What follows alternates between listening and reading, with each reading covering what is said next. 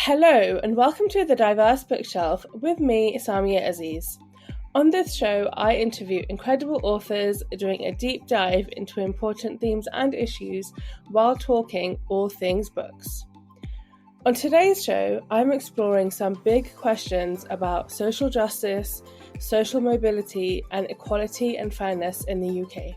I'm speaking to Faiza Shaheen, author of Know Your Place, which is part memoir and part research-based analysis about class in the UK. In the book, Faiza discusses her own working-class background and the effects of austerity on her family, especially her mother who was relying on benefits due to her health. She breaks down the very many things in society which helped her to graduate from the University of Oxford, including a state school system with good teachers, a welfare state system and free universal healthcare. But she also breaks down how a person from a working class background has to work up to 1,000 times harder to succeed due to the structure of our systems.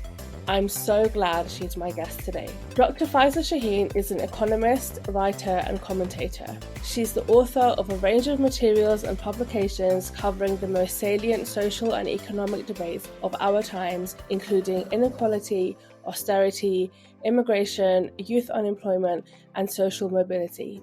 Faiza has over 15 years of experience researching the trends and consequences of inequality, as well as designing policies and campaigns to address the causes of inequality and exclusion. In 2017, Faiza was named the Observer Rising Star for Campaigning, nominated as Asian Woman of the Year, and included in the top 10 influencers on the Left list in the UK. Hi Faiza, welcome to the show. How are you doing? Yeah, good, thank you. Thank you for having me on. I'm really excited to talk about your book today, Know Your Place. And you've had such an interesting kind of like career in politics up until where you are now. And obviously, hopefully, you've got many years ahead of you as well. But what really got you into politics? I've kind of been quite aware of injustices in society from a very young age, in part because my dad used to be, very into watching the news, very into kind of anti-imperialist, anti-racist struggles around the world, and so that was very much part of our upbringing. Like, I don't think there was ever a time in my life that I didn't know who Muhammad Ali was or Malcolm X. These were like stories and heroes that we were told about as small children. I didn't really have a plan to go into big P party politics, and it just came about. I've been working on issues of inequality for a long time. It came about really after my mum died in 2017, where she'd been really affected by the welfare reforms, as I call them, or cruel cuts, as you should also call them, where people on especially disability benefits were sanctioned. They had people coming to reassess all their benefits, even though they had all the hospital records and doctor's notes and the rest of it. And it was really, really a very stressful experience for my mum, who had, quite a relatively young age, mid-50s, had a lot of heart problems and had heart failure. So just seeing her go through that, seeing sort of through 10 years of her being sick, what is happening to the NHS, and through austerity measures put in place by the Conservatives. And just, I think after she died, and for people that have lost a very close loved one before, they'll understand that, it's just really painful. And around that time, they were looking at someone that could run in the area I grew up in, which has the previous welfare minister, Ian Duncan Smith, who put in place a lot of those measures.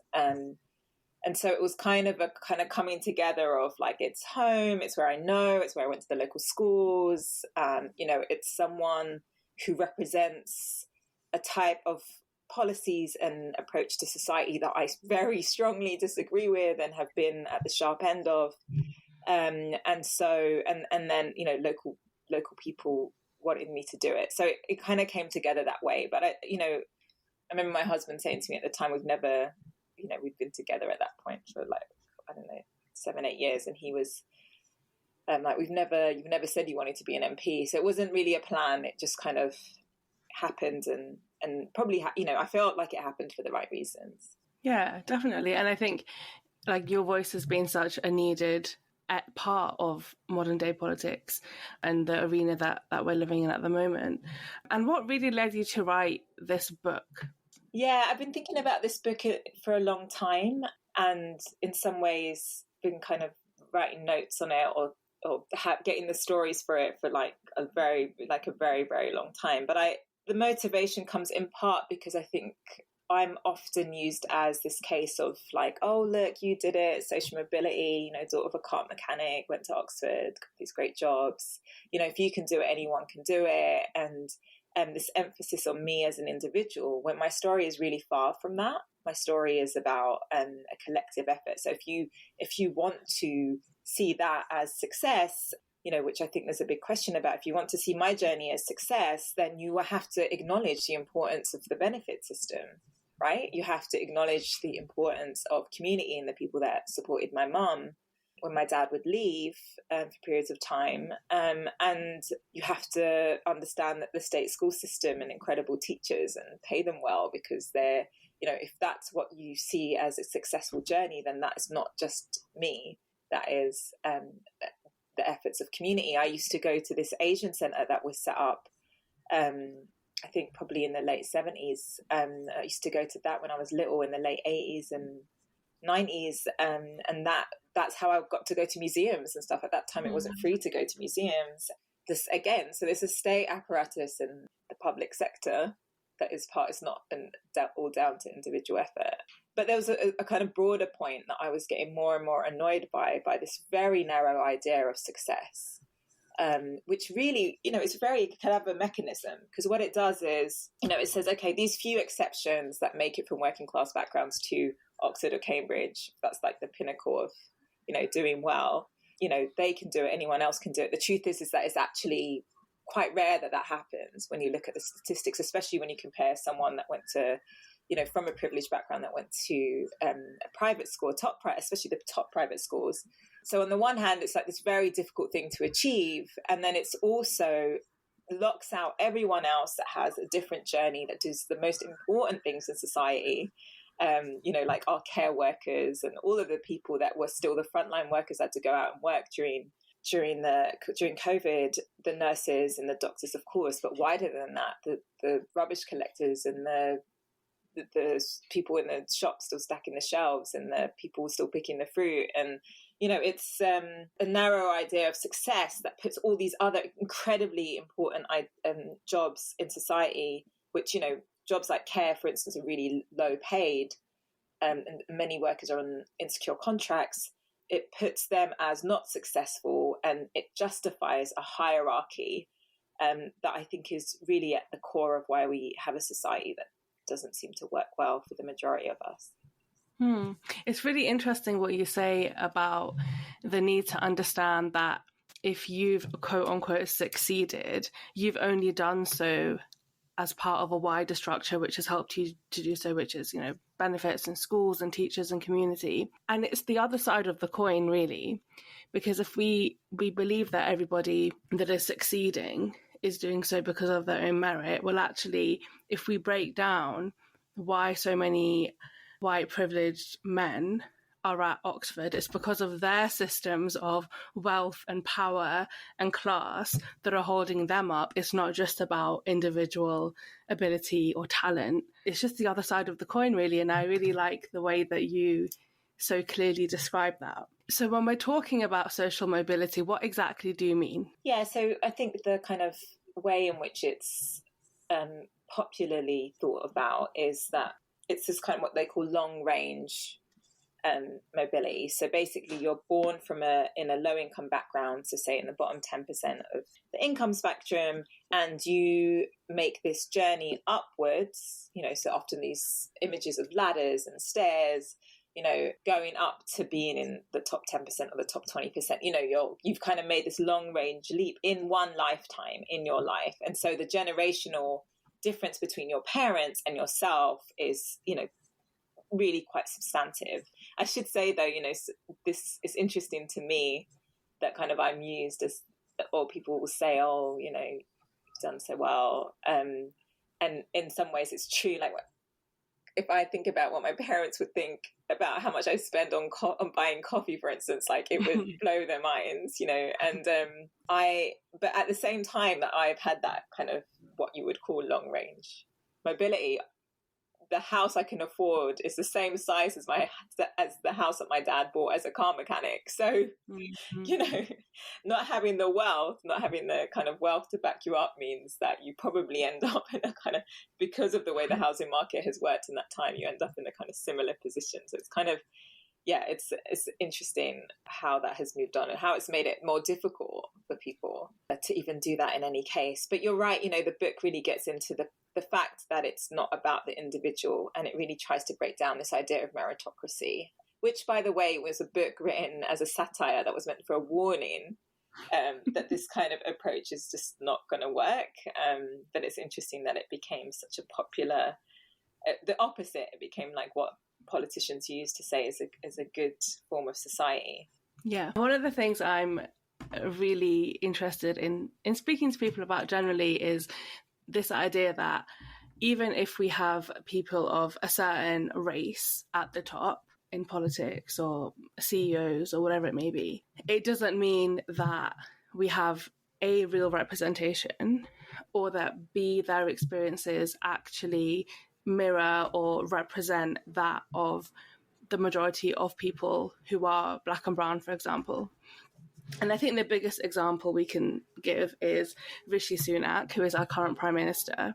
I've heard countless times of like radio pundits and interviewers say, don't you think that having a brown Prime Minister is huge progress for the UK and that it has opened the door for so many other people of colour?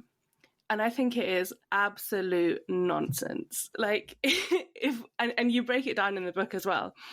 But I just wondered if you could explain what you think about that. Yeah, I mean, I share your frustrations with every time I hear that. I mean, it just was happening so much. And even going out and doing promotion for the book is a question that comes up all the time. I mean, on its own, like even that story on its own has like deep flaws because, of course, the people haven't voted for Rishi Sunak. It was a small number of just Conservative MPs. It wasn't even the membership. They didn't want to open it up to the membership. You'll remember at the time because they knew the membership would still vote for Boris Johnson.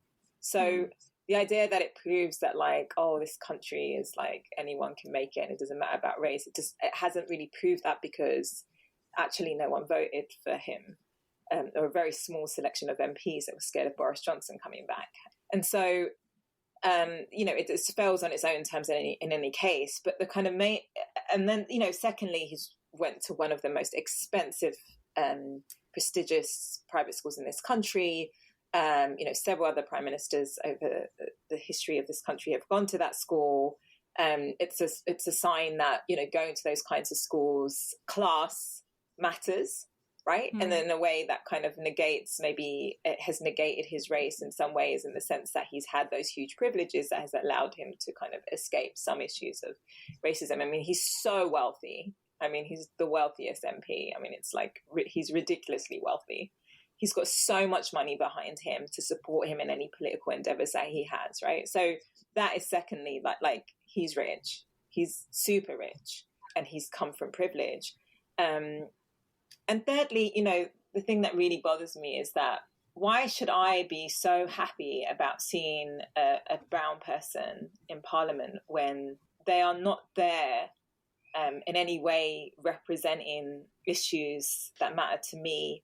He voted against free school meals. It's the kind of thing that would have made, people like my life very difficult, like children like me, their lives more difficult. The way he talks about asylum seekers and immigrants and the way that he's trying to, avoid talking about their very poor economic record or NHS record or anything else by, stoking racism and prejudice. The promise of representation was that we would have a seat at the table, that these issues would lessen because we would have Black and brown people that are able to push an agenda that isn't racist or that considers issues of inequality. The kind of brown and Black people that we have in government is actually the exact opposite. They stand for the exact opposite. They're like, want to say they're not, they're not into Black Lives Matter or whatever. It's a stark opposite, which, is probably part of why they've been able to get to where they've got to. So, for those three reasons, it just really frustrates me that whenever people say, well, doesn't it mean that, hasn't Rishi Sunak inspired you? Really? No. Oh, gosh.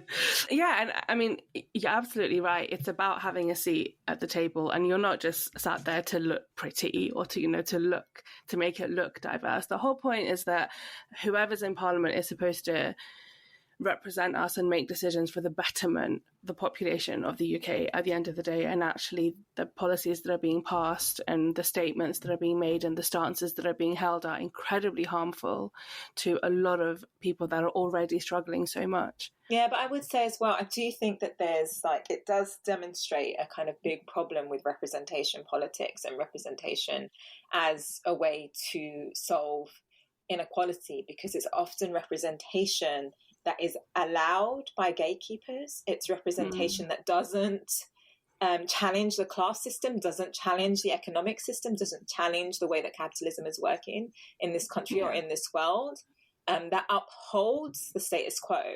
And so, it does kind of force progressives to really take a look at how representation on its own it's just not enough, has proven to, in some ways, undermine the progressive agenda.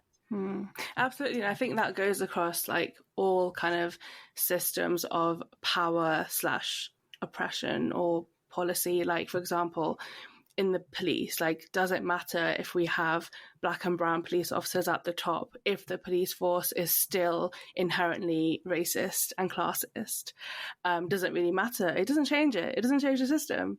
And so, yeah, like, definitely, I think if we really care about representation, then we have to understand that it's not just the people that represent us, but it's the system that has to represent people. And at the moment, the system doesn't do that. And on that, actually, like, when we think about corruption in politics, like, for so long, people are so quick to say, like, oh, governments in Pakistan, governments in India, governments in Jamaica or wherever it may be are so corrupt. They're so corrupt. It's been flying around for years and years. But we don't look inward enough to understand exactly how corrupt our own government is. And you detail it in the book as this desire to keep wealth where it is. And I just wondered if you could elaborate on that a little bit as well. Yeah, so something I get into in the book is that the story of like social mobility and meritocracy and how it kind of tells people that the people at the top are there because they deserve it, gives cover to a lot of really bad behaviors and to having extreme levels of inequality. And what it's meant is that you have the very rich that have captured our political and corporate systems, where they are able to set things up to protect their own wealth, even grow their own wealth. And so I think people will become much more aware of this in the kind of COVID era and post, because of the number of PPE contracts given to Conservative Party MPs' friends, the huge waste of money, the look at kind of Rishi Sunak and his wife's connections to various companies and then the decisions that they make, who are the donors, and, it goes across. And so, I'm just a prospective parliamentary candidate known to be, pretty against these sorts of things. And I'm already getting emails from Bupa Health and the rest of it, So, these companies are very good at lobbying people. There are a bunch of people, because of their privilege and because they're trying to protect their wealth, that do then buy into that and support a system that results in policies that are completely divorced from what people need. And so, and I definitely hear this much more on the doorstep now, like just people's frustration, like how are these energy companies, how are these supermarkets making so much profit when I'm so struggling to make ends meet? The connection or the line that used to be able to hold between hard work and being able to pay your bills has been completely broken.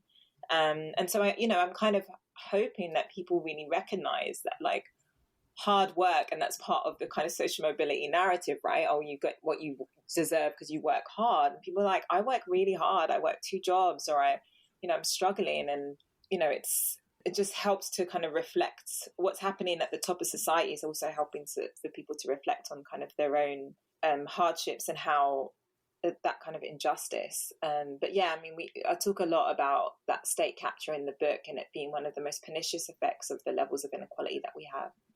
And even with, even if we believe the lie almost, right, about social mobility, this idea that you can work yourself out of whatever circumstances you were born into, in your experience and in your research as well, how many generations or how long does it actually take for somebody that is from a working class background to end up, better off?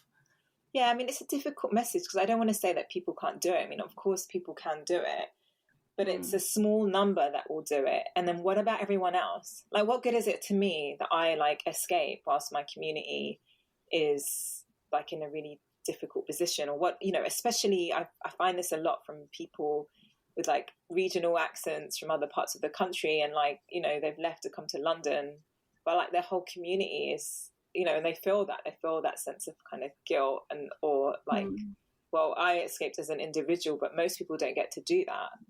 But yeah, I mean, there's various different statistics that can be used. I mean, in the UK, it takes on average 5 generations for that to happen. So in some countries like the Nordics, where things are much more equal, it's 2 generations.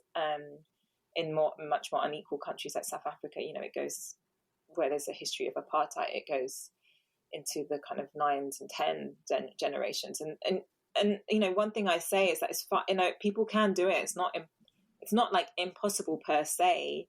The chances are low, but we ask so much of people to do that. We're asking these kids to be superheroes, to jump these extremely high hurdles, to deal with prejudice in society, we're asking teachers to make up for these huge disparities. If you go to Eton, it's £42,000 a year. If you go to a state school, you get from the government around £6,000 to £7,000. I mean, that's a huge differential. And so, in order for the social mobility myth to happen, we ask so much of people and ask so much for them to sacrifice. And really, is that litmus test for how well society is doing, that a few people that are extremely lucky and work every hour of the day? I mean, yeah, I think what you're kind of also saying is that if you have 2 people from very different classes and they want to get to the same point, someone from a working class background is going to have to work 4 times, 5 times, 10 times harder to get to that same place as someone who will probably very easily fly there or swim there. And why?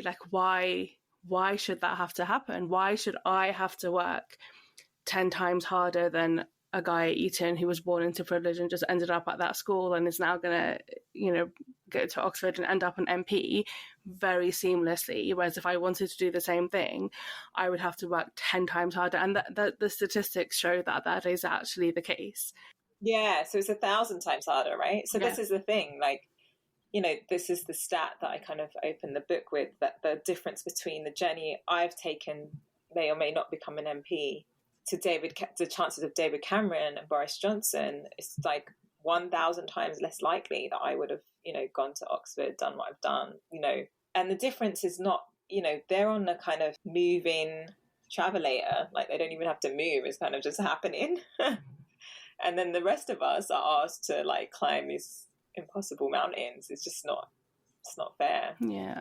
So I remember, it was a while ago, a good maybe 10 years ago now or so. I remember reading an article once that was talking about young people's voting patterns and how in working class communities, a lot of young people would be happy to vote Conservative, not necessarily because they believe that Conservatives are serving them right now, but because they believe in the idea of meritocracy and social mobility.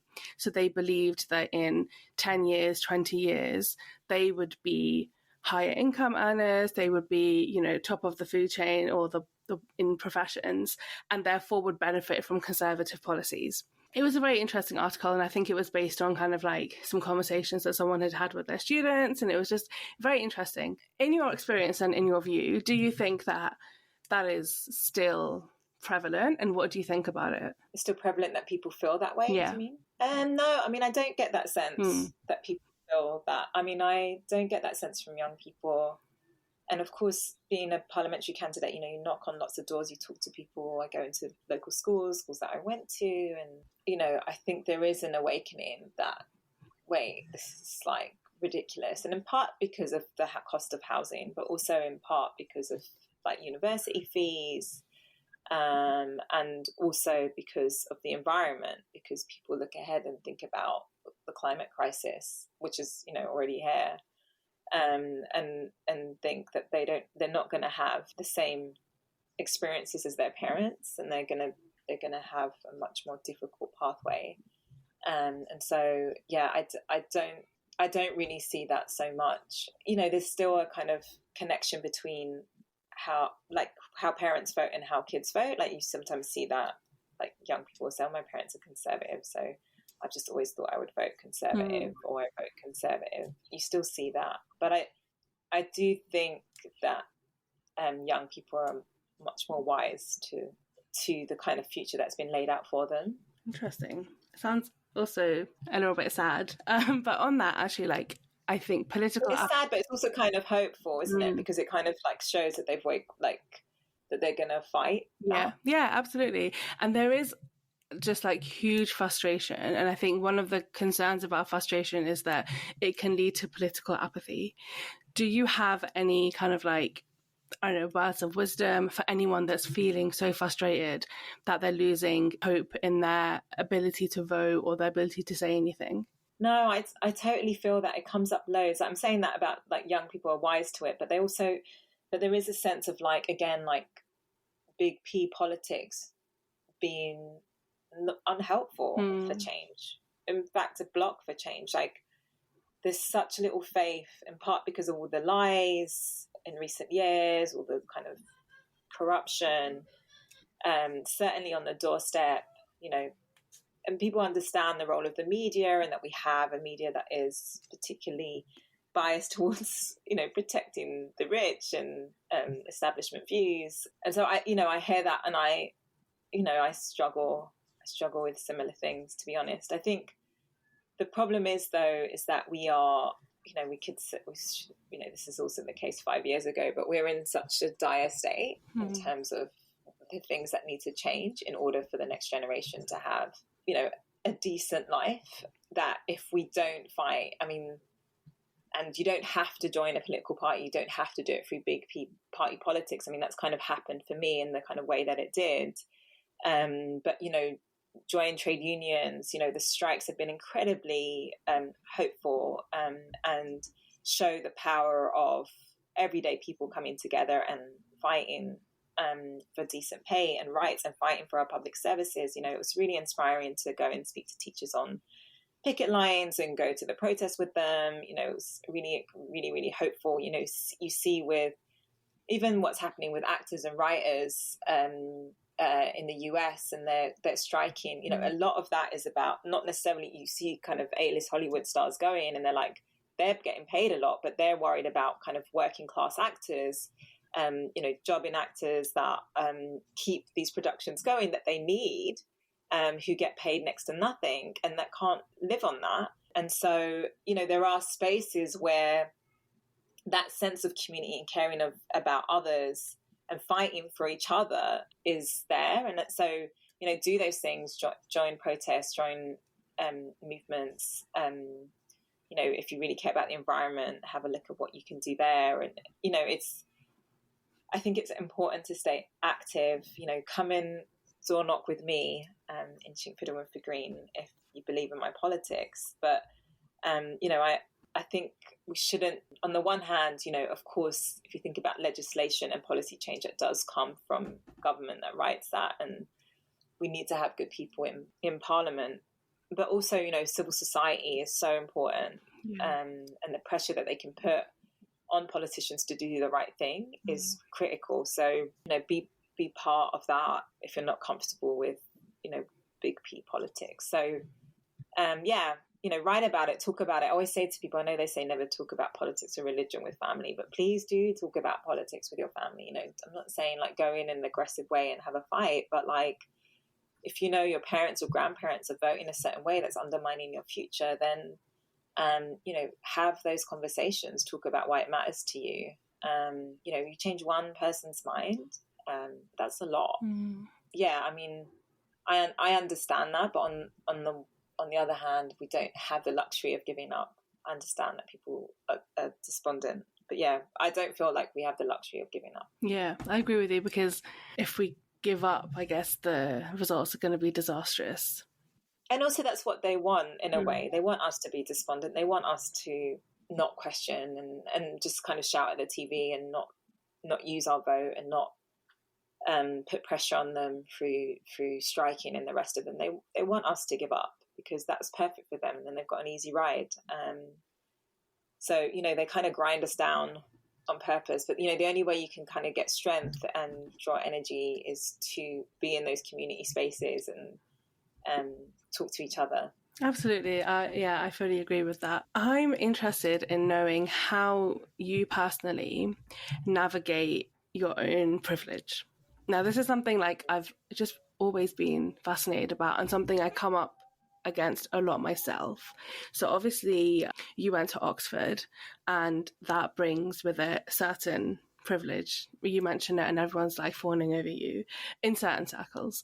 But also like, you grew up in a family that was reliant on benefits, and I believe like no longer is the case for you. Also from your book, like you're a homeowner, like there's a lot of privileges. How do you kind of like reconcile that with the current class struggles? How does that make you feel? And yeah, have you ever felt kind of like pushed out because you're no longer seen as like a working class person? Yeah, I mean, I think it's tricky. It's tricky in personal relationships as well sometimes. But I think, one is like recognizing that and, but staying rooted in, the old friends, my family. And so it's not like I went to Oxford and married some very rich guy and lived somewhere in this massive house. I live in a 2-bedroom house in the community I grew up in, and my husband's working class. So, I kind of sort of almost on purpose made those decisions in order to retain and to keep rooted in a class politics that I feel most comfortable in. I didn't feel comfortable.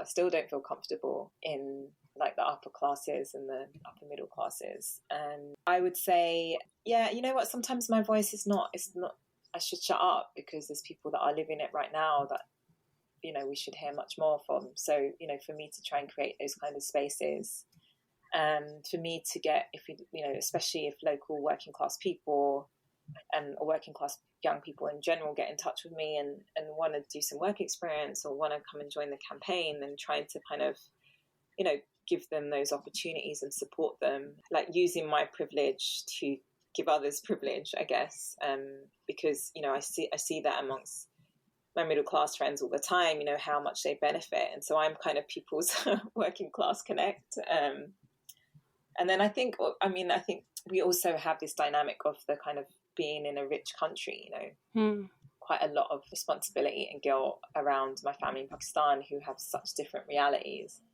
And that's not untethered to the things that we do here, right? Like, they're struggling with water and crazy weather, and that's to do with how this country and we behave and our kind of consumer pattern. So, trying to think about it and think what's the best way to deal with it. I think, it's a good question.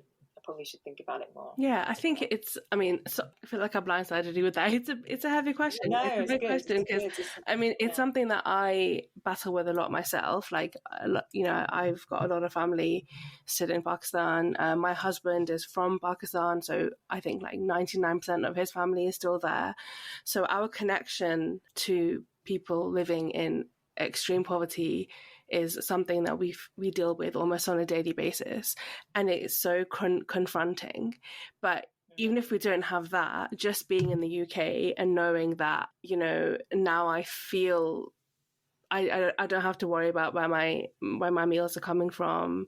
You know, like I can easily move from A to B. I have access to vehicles. I have access to public transport.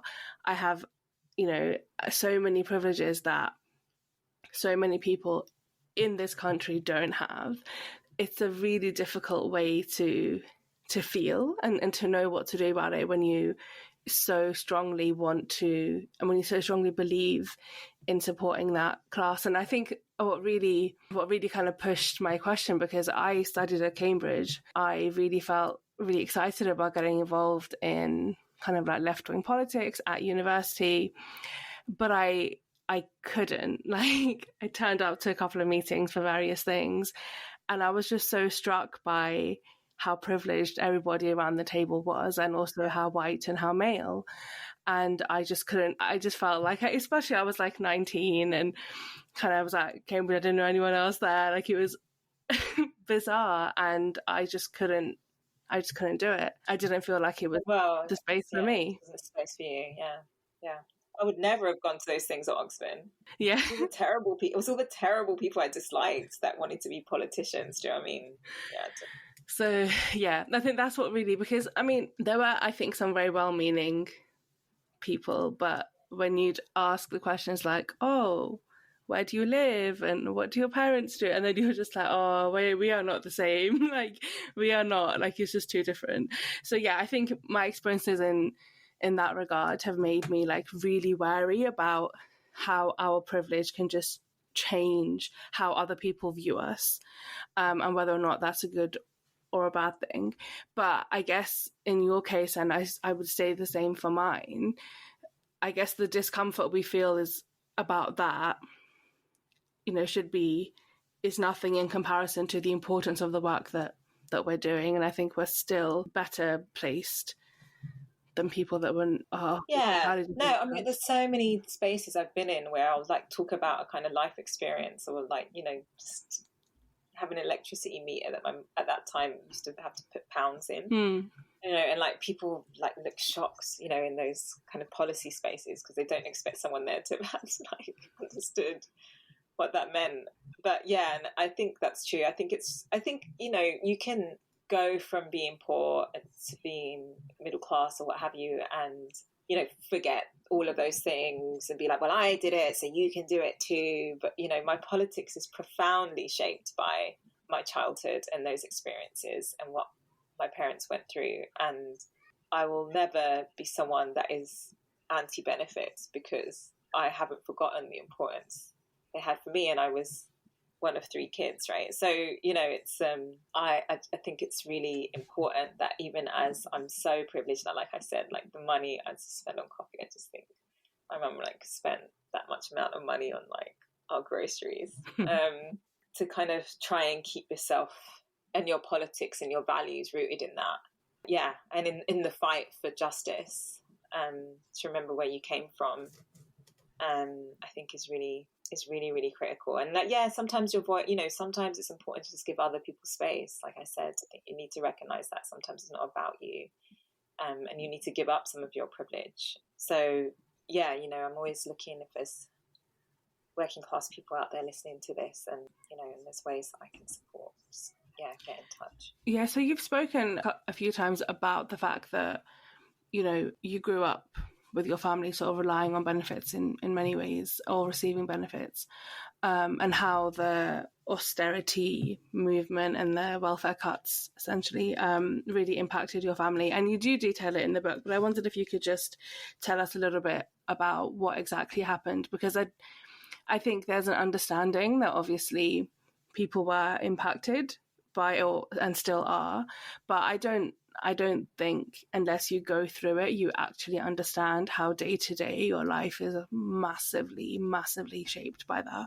Yeah, exactly. I think you're right. I probably assume too much that people kind of know these things, but they don't, because they haven't experienced it themselves. So, I mean, just to say, like, as a child, so my dad was a car mechanic and was the main earner. And so, you know, we went on benefits in part. So, and benefits was really like empowering for my mother, because my dad was very difficult. And so when she went on benefits, it just kind of helped her be more empowered in the relationship. Otherwise, she was always having to beg my dad for money. So, there's always that dynamic to think about as well, in terms of equality and women's rights and domestic violence. But yeah, I mean, what happened to my mum in the early, so 2000, it was probably around 2011, 2012, is that she was on disability benefits because she had a severe heart condition. And her, like thousands of others, her benefits were reassessed. So she had these officers come to the door and like knock on the door, and it was just, I was at home that day. I can't remember why, but I said to Mum, she was really, really nervous. And I was like, okay, I'll be upstairs. They came in and they were kind of aggressively, she'd got all of her doctor's like letters and all of her hospital records ready, and it was like a massive pile. And they came in and they were kind of aggressively asking her these questions. And there was two of them. And, she just obviously was so, so nervous. And she kept saying, like, I want to work, but I can't. Like, I want to work. And, you can imagine a woman still in her 50s, it's like, to be sick in that way, it's not exactly something you would choose. But there was this really strong sense of judgment, of being looked down on being made to feel like you're cheating the system, that you're, all of that language around the time, and scrounger and all of those things. And here was a very sick woman who had spent part of her life working in the UK, so had paid taxes in this country, whose children paid taxes in this country, but was made to feel like she was not just in the wrong, but like a bad citizen.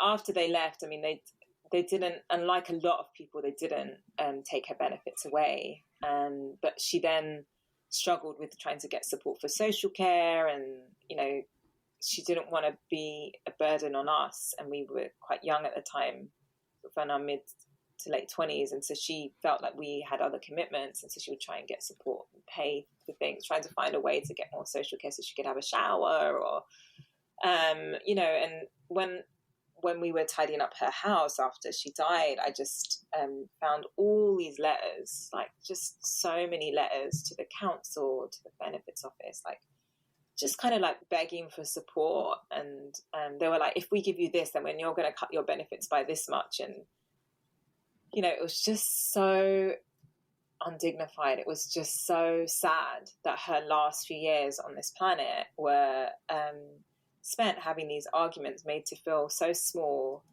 And there was like no sense of like respect or, dignity. And I just feel like that's not the kind of state that I want to live in. That kind of systemized prejudice, class prejudice, race prejudice, through our public services is really grotesque. And we see it, of course, really strongly in our immigration systems as too, but also in our housing system and that whole process. And so it's really, really cruel. And again, that's why maybe if it wasn't Ian Duncan Smith, maybe I wouldn't have been as motivated to run. But having seen my mum go through that and see how it how belittling it was and how it affected her mental health, I just know that there's so many people that will like hear this story or will hear this story and, know that that's what their family went through too, or they themselves went through. Yeah. Maybe if it wasn't Ian Duncan Smith's seat, maybe you would have been maybe you wouldn't have run or been less likely to run. What was it like contesting for that seat? Yeah, it was a lot. I mean, I think probably I'd never done it before, so I didn't really know what I was getting into, which probably helped.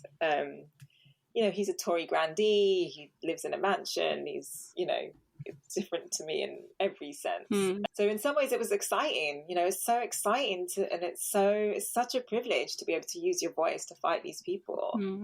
And I felt so and feel so passionate about it. And so I felt really motivated, and a lot of other people also felt motivated with me. And, I was so lucky to get so much support, and so many people come down and knock on doors with me. And we were, of course we didn't win, but we were one of very, very few seats in the whole country to have a swing to Labour that night.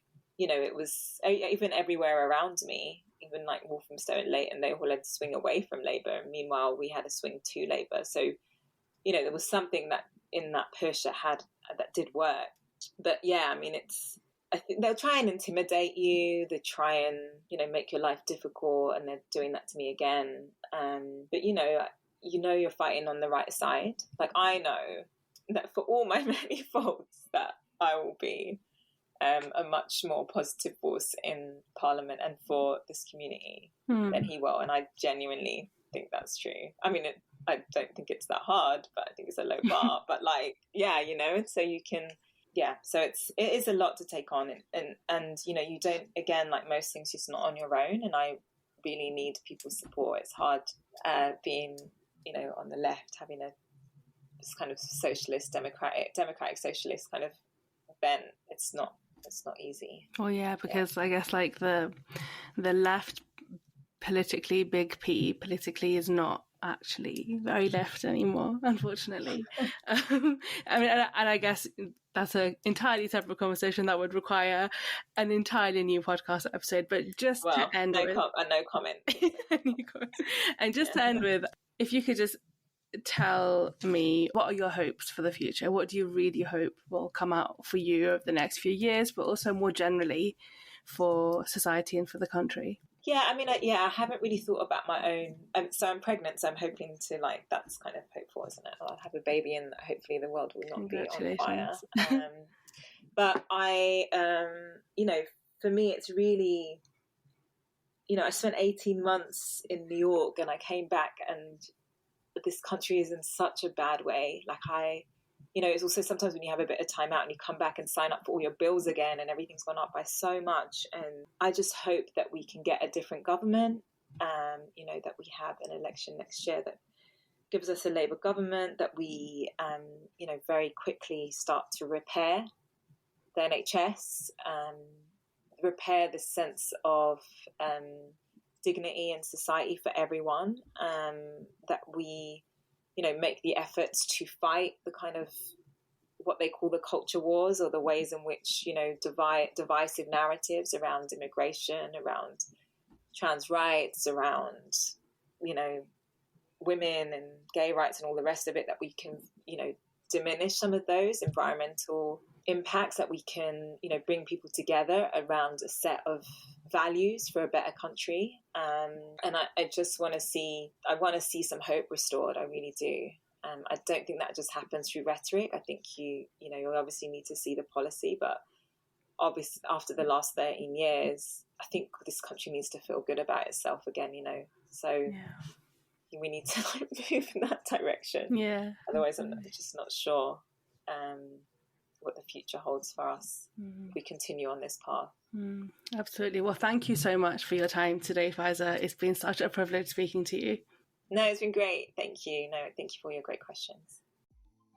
Thank you so much to Faiza for her time today. This was such an important and incredibly insightful conversation. I really enjoyed it, and I hope that you who are listening did too. If you enjoy the podcast, please follow The Diverse Bookshelf on your podcast platform of choice and connect with me on social media. I would really appreciate it if you could rate and leave a review, as it helps more people find the show.